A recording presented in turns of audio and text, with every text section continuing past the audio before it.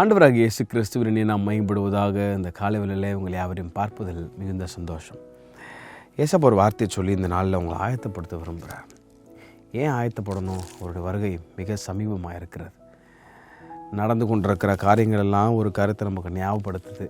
இயேசு கிறிஸ்துவின் வருகை மிக சமீபமாக இருக்க போகுது. நம்ம ஆயத்தப்படணும்னு விரும்புகிறார்.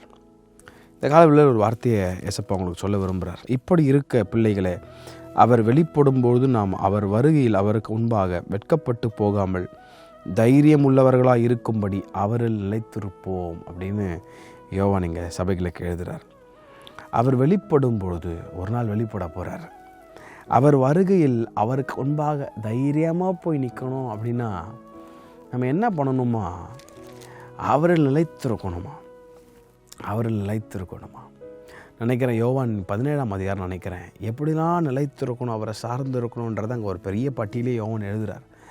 அவரில் நிலைத்திருங்கள், அவர் வார்த்தையில் நிலைத்திருங்கள், அவர் அன்பில் நிலைத்திருங்கள் அப்படின்னு எழுதுகிறார்.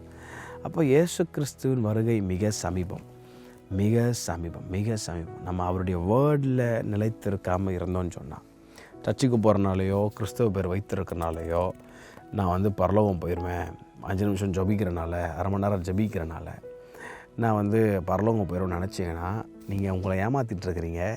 அப்படிப்பட்டவர்கள் ஒரு நாளும் பரலோக ராஜ்யத்திற்குள் பிரவேசிப்பதில்லை. தேவ சித்தத்தை செய்கிறவன் எவனோ அவனே பரலோக ராஜ்யத்திற்குள் பிரவேசிக்கப்படுவான்னு ரொம்ப தெளிவாக ஒரு ஸ்டாண்டர்டை கர்த்தர் எழுதி வச்சுருக்கிறார். பரலோகத்திற்கு போகிற வாசல் ரொம்ப குறுகலானதுன்னு கர்த்தர் சொல்கிறார். வெகு சிலர் அதில் பிரவேசிக்கிறார்கள். கேட்டுக்கு போகிற வாசலோ ரொம்ப விசாலமானது. ஐயா, அப்போ நீங்கள் சொல்கிறத பார்த்தா பரலோகத்துக்கு யாரும் போக முடியாது போல் அப்படின்னா, இயேசு கிறிஸ்துவை தன் சொந்த இரட்சகராக ஏற்றுக்கொண்டு அவருடைய கற்பனையின்படி வாழுகிறவர்களை மட்டும்தான் கர்த்தர் உள்ளே கொண்டு போகிறாரே தவிர, இயேசு கிறிஸ்துவன்னு பேரை வச்சுட்டு இயேசு கிறிஸ்துவனுடைய நாமத்தை மட்டும் வச்சுட்டு ஏமாற்றிட்டு அவருக்குள்ளே நிலைத்திருக்காமல் உலகத்தில் நிலைத்திருந்துட்டு உலகத்தின் மேலே கண்ணை வச்சுட்டு மாம்சத்தின்படி எல்லாத்தையும் செஞ்சுட்டு கர்த்தரனையும் பரலோகத்தில் ஏற்றுப்பார், அவர் வருகையில் நான் தைரியம் உள்ளவனா நான் போய் நின்றுறேன் அப்படின்னு நினச்சிங்கன்னா, நான் ஆண்டவர் அப்படிப்பட்ட ஒரு காரியத்தை இங்கே சொல்லவே இல்லை. அவருக்கு முன்பாக நாம் தைரியம் உள்ளவர்களாய் நிற்கும்படி கர்த்தர் ஒரு காரியத்தை சொல்லி முடிக்கிறார். அவருக்குள் நிலைத்திருங்கள், which means be rooted in Christ. இந்த ரூட்டட்னு வரும்போது நிறைய காரியம் இருக்குது. 3 காரியத்தை சொல்கிறார். அவரில் நிலைத்திருக்கணும், அவர் வார்த்தையில் நிலைத்திருக்கணும், அவர் அன்பில் நிலைத்திருக்கணும். அவரை உறுதியாக பிடிச்சிட்டிங்கன்னா he will take you up.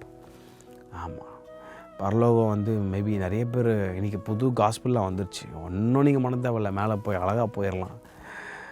பைபிளில் ரொம்ப தெளிவான எழுதி வச்சுருக்கிறாருங்க.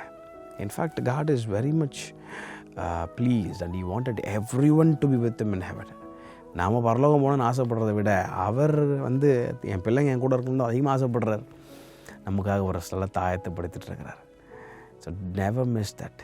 அவரை நிலைத்திருங்க, அவரை நிலைத்திருங்க. சும்மா கிறிஸ்துவ பேர் வச்சுட்டு இயேசுன்னு நாமத்தை மட்டும் வச்சுட்டு கடைசியில் அவரை ஜனங்களை பார்த்து சொல்கிற ஒரு வார்த்தை, என் நாமத்தினாலே நாங்கள் இதை பண்ணோம் ஆண்டவரே, உங்கள் நாமத்தில் நான் தீர்க்க தரிசனம் சொன்னோம், கை வச்சா ஹீலிங் நடக்குது.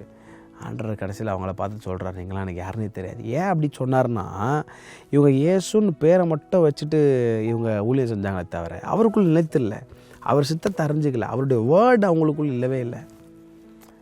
ரொம்ப கேர்ஃபுல்லாக இந்த கடைசி காலத்தில் ஆண்டவருக்கு உங்கள் வாழ்க்கையை போடுங்க. Never miss the chance. May the Lord be with you and guide you throughout this day. Have a blessed day. God bless you.